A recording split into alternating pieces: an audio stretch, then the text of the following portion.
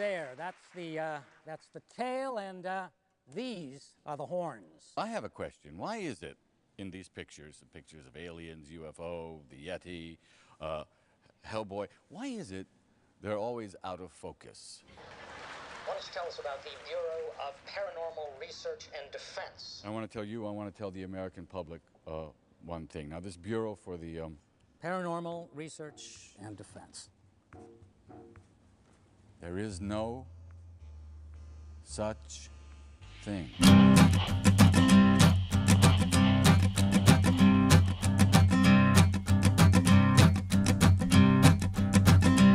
There's a man going round taking names, and he decides who to free and who to blame. Everybody won't be treated all the same. There'll be a golden ladder reaching down when the man comes around.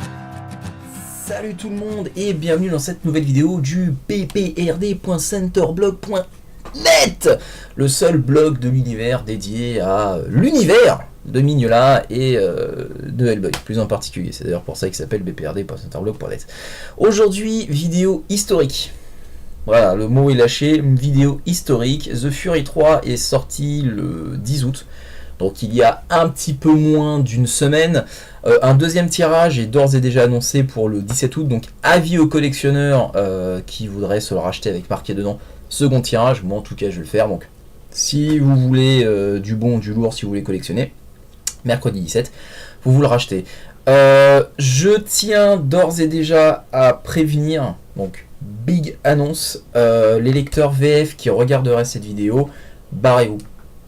Tout simplement, vous tirez, vous appuyez sur la petite croix, là, il y a une petite croix en haut à droite de votre écran, vous appuyez dessus, puis vous sortez, vous allez faire autre chose. Ça sert à rien de vous faire du mal, là, dans cette vidéo, ça va spoiler à mort. Donc, si vous voulez avoir un minimum de surprise, surtout que sur le blog, j'essaye de faire en sorte au maximum d'éviter les spoils, même si bon, je n'ai malheureusement pas pu tous les éviter, parce que éviter tous les spoils, cela aurait voulu dire arrêter de communiquer sur Hellboy. Parce qu'aux USA, ils continuent leur vie, hein. Ils s'en foutent de savoir ce qui se passe à l'étranger, s'ils ont du retard ou quoi que ce soit.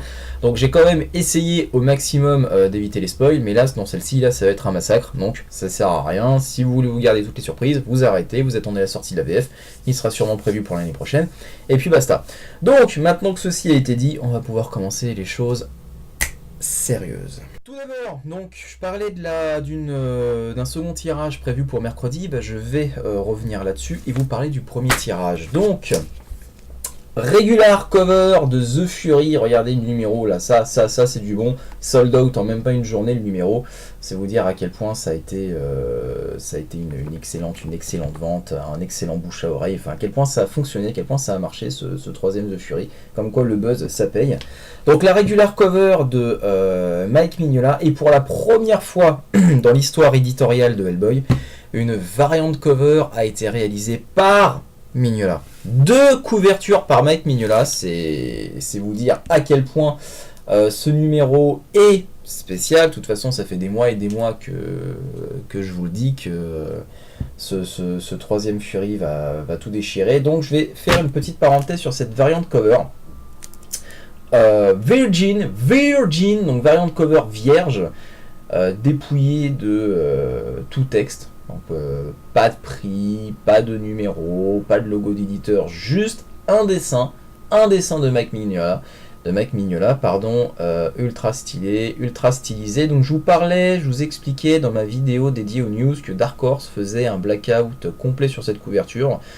Et je vous disais à ce moment-là, je comprends pas pourquoi.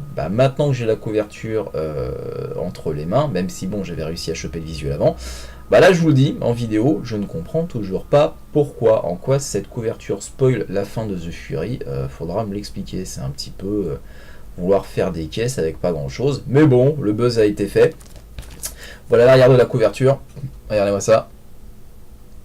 Numéro 3. The Fury, Mike Mignola, Duncan Fegredo, voilà, on a juste le logo derrière, le code barre, Regardez comme ça, regarde comme c'est dépouillé, c'est juste magnifique. Je vais régulièrement sur le forum officiel, hop, je vais la mettre à côté comme ça va être classe. Sur le forum officiel américain Hellboy, donc pour checker les news, voir ce qui se passe du côté de la mère patrie de Hellboy. Et il se trouve que aucun membre du forum, en tout cas aujourd'hui, au jour d'aujourd'hui, aucun membre du forum n'a réussi à avoir cette couverture. N'a réussi à l'avoir et ils sont tous en mode recherchons la couverture. Scott Ali a même posté sur ce topic en expliquant que cette couverture était ultra rare et que donc il était désolé que personne du forum n'ait réussi à l'avoir, mais que voilà, les comic shops devaient remplir certaines conditions pour pouvoir avoir cette couverture et la proposer à la vente. Pour qu'un comic shop puisse avoir cette couverture, il fallait qu'il commande 20 numéros de 3 séries différentes Dark Horse. Et donc, du coup, les conditions soit n'ont pas été entièrement remplies par les comic shops américains, ou soit tout simplement cette couverture est ultra rare, puisque l'appellation officielle de Dark Horse pour cette couverture est ultra rare variante cover Virgin Hellboy by Mike Mignola. Et je vais terminer là-dessus.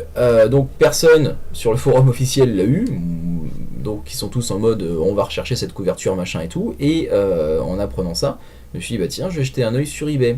Et depuis la sortie de ce comic book mercredi, donc il y a moins d'une semaine, il y a 5 jours, j'en ai vu qu'un seul, donc une boutique de BD en plus américaine qui la mettait en vente, et elle est partie à 130 €. Donc moi elle m'a coûté 10 €. Il y a le prix sur le machin, et elle est passée sur eBay à seulement 5 jours de sa mise en vente, elle est partie à 130 €, soit 190 $. Lorsqu'on fait la conversion, ça fait 130 € quand même. Donc pour ceux qui l'auraient, voilà, pour les quelques personnes qui l'auraient, vous le mettez dans un coffre-fort et vous avalez la clé. Parce que ça, c'est même plus du putain de collector, ça c'est juste... ça vous permettra de vous acheter une maison plus tard, quoi. Tout simplement, hein. Vous vendez ça, puis vous remplissez votre PEL tranquille, et vous achetez votre barre. Alors, que se passe-t-il? Que se passe-t-il dans The Fury 3? Donc, j'avais fait un article, dossier sur The Storm, où je résumais dans les grandes lignes ce qui s'était passé, et ce que je pensais qu'il allait se passer, ou en tout cas ce qui était d'ores et déjà annoncé par cette série. Donc, Hellboy a connu son changement graphique, son seul changement graphique depuis le début de la série. Il a perdu son œil gauche, si je dis pas de bêtises, voilà, c'est ça. Donc il a enfin rendu ce que la Baba Yaga attendait de lui depuis des années. On le sait, depuis Darkness Calls, la Baba Yaga ne pourra jamais avoir l'œil de Hellboy. Il faut impérativement que Hellboy ait envie de lui donner son œil. Il faut qu'il le donne de lui-même. Donc elle a failli à ce moment-là invoquer Rasputin, donc à partir de là, ça y est, c'était écrit, c'était officiel, Rasputin reviendra, on le savait déjà avant, mais là ça y est, c'était écrit noir sur blanc, Rasputin reviendra. Donc pour la fin de Hellboy, Rasputin était l'âme de Rasputin était enfermée dans une espèce de graine, et au moment où, à deux doigts de péter un câble, elle s'est dit, je vais invoquer Rasputin pour enfin me débarrasser de lui, parce que Hellboy était en train de se battre contre Koshei, le mec de la Baba Yaga, et Koshei a bien évidemment perdu. Et donc, juste avant que son bien-aimé ne meure, elle s'est dit, je vais invoquer Rasputin. Les gars à côté de lui ont littéralement pété un câble, ont dit, non, c'est pas possible, on peut pas te laisser faire ça. Donc vraiment panique. Juste le fait de prononcer son nom, c'est pire que Voldemort. Hein. Les gars ont véritablement été paniqués, ont arraché la graine des mains de la Baba Yaga et l'ont jeté. Alors, graphiquement parlant, ils l'ont jeté, je vais vous le montrer. Même si bon, vous l'avez déjà vu, pour moi, ils l'ont jeté en enfer. Ils l'ont jeté, donc on voit en contre-plongée la graine tomber dans des flammes. Donc pour moi, ils l'ont jeté...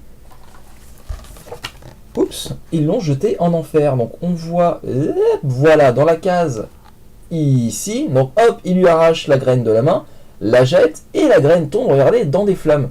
Donc pour moi, la graine tombe en enfer. Élément, donc gardez bien ça en tête, parce que vous allez comprendre qu'au-delà de ça, c'est surtout les origines de Hellboy qui nous sont enfin dévoilées depuis le début de la série en 94. Voilà, Hellboy, sa main droite, quelques informations sont lâchées sur sa destinée.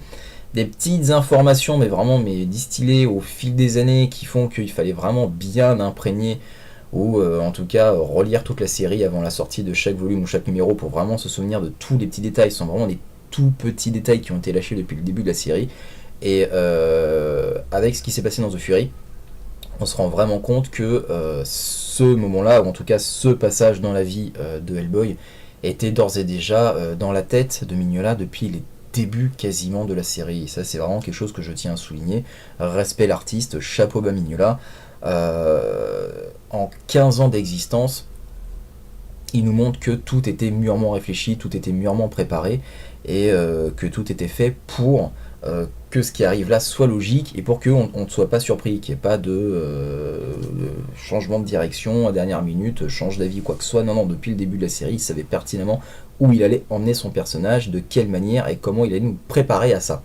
Donc les origines de Hellboy, je disais, on sait enfin le nom du père de Hellboy, donc ça on l'a appris dans La Grande Battue. Mon dieu, j'ai horreur de cette couverture, faut vraiment que Delcourt arrête de refaire les couvertures à leur sauce, parce que là ça devient vraiment n'importe quoi. J'ose même pas imaginer pour The Storm et The Fury ce qu'ils vont faire.